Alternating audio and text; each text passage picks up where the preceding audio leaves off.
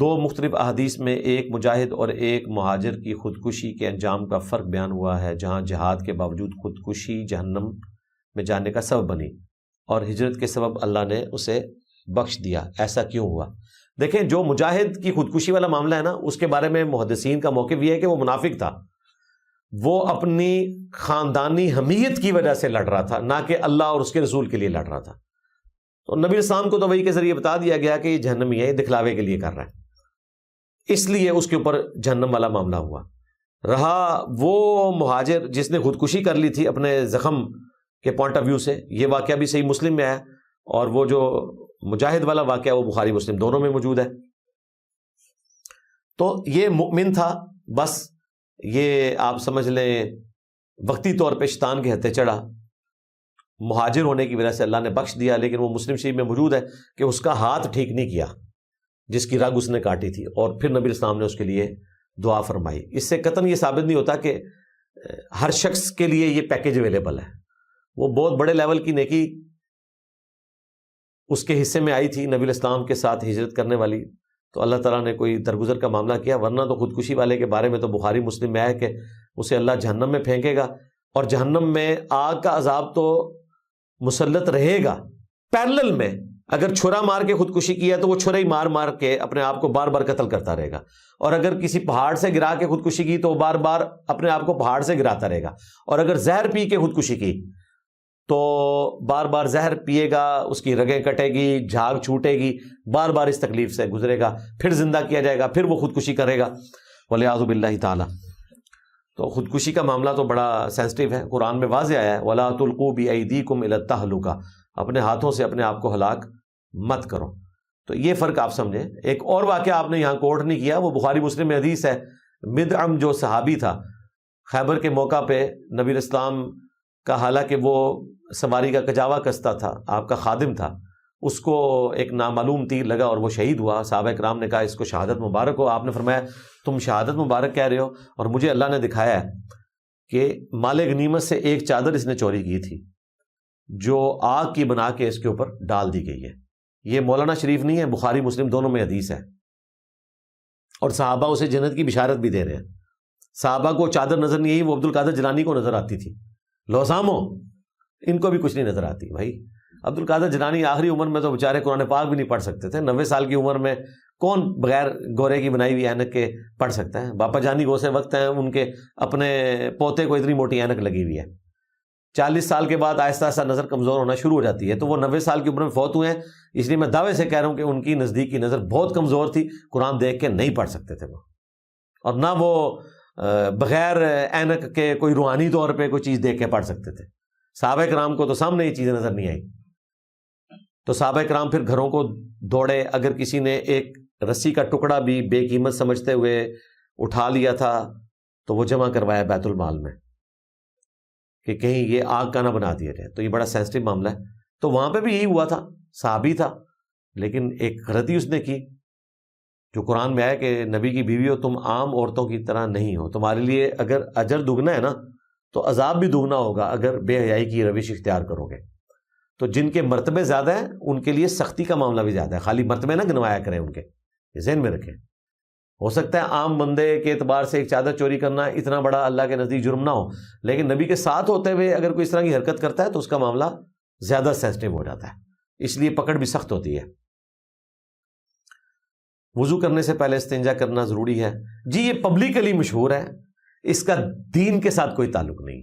ہمارے کے پی میں تو ہمارے جو پشتون بھائی ہیں ان کو تو پتہ نہیں، شاید نسلاً کسی نے یہ چیز سمجھا دی ہوئی ہے کہ آپ نے استنجا کرنا ہے تو آپ کا وضو ہونا ہے، حالانکہ استنجے کا تعلق پیشاب کے ساتھ ہے، چاہے آپ چھوٹا پیشاب کریں یا بڑا پیشاب کریں۔ اگر ہوا خارج ہوئی ہے تو اس کی وجہ سے آپ کے جسم پہ کوئی ایسی چیز نہیں ہے جس کو آپ نے استنجا کر کے دور کرنا ہے۔ اگر ہوا سے ہی سب کچھ ہونا شروع ہو جائے تو آپ جس گندگی کے ڈھیر کے پاس سے گزر کے گئے اور آپ نے اسمیل محسوس کی ہے، پھر تو آپ کو استنجا سے پہلے مسجد میں جا کے غسل کرنا چاہیے۔ لوسامو، یہ میں پکی کے طور پہ بات کر رہا ہوں، تو یہ ویسے ہی پبلک میں مشہور ہے۔ اچھا، ہمیں بھی بڑا عرصہ یہ بات سمجھ نہیں آئی تھی، میں اکثر سوچتا تھا کہ بعض لوگ ٹوائلٹ میں جاتے ہیں اور سیکنڈز میں باہر آ جاتے ہیں، اتنی دیر میں تو انسان پیشاب نہیں کر سکتا، استنجا نہیں کر سکتا، استبرا کرنا ہے جو میں نے استنجا کا طریقہ بتایا ہے جس کی وجہ سے پھر وہ قطروں والا معاملہ ایڈریس ہوتا ہے۔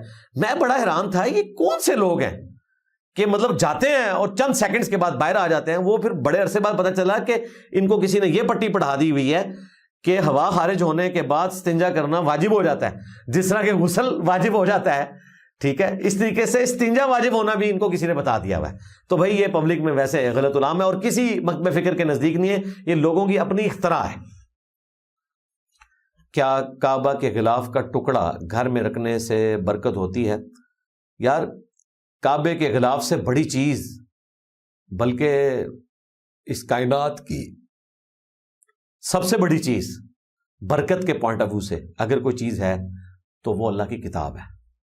غلاف کعبہ تو ایک کپڑا ہے بھائی، مخلوق ہے، اور قرآن اللہ کا کلام ہے، اللہ کی صفت ہے، تو اس کو بھی گھر رکھنے سے برکت نہیں ہوگی، اس کے پڑھنے سے برکت ہوگی۔ تو غلاف کعبہ رکھنے سے پھر کیا برکت ہونی ہے بھائی؟ اسی طریقے سے کعبہ شریف پہ غلاف تو حکمران وقت چڑھاتے ہیں نا، جو دیوار کعبہ کے اندر نصب پتھر ہے جو اب باقیات ہی رہ گئی ہیں حجر اسود کی، وہ تو جنت سے اتارا ہوا پتھر ہے، یاقوت، جامع ترمذی میں آیا،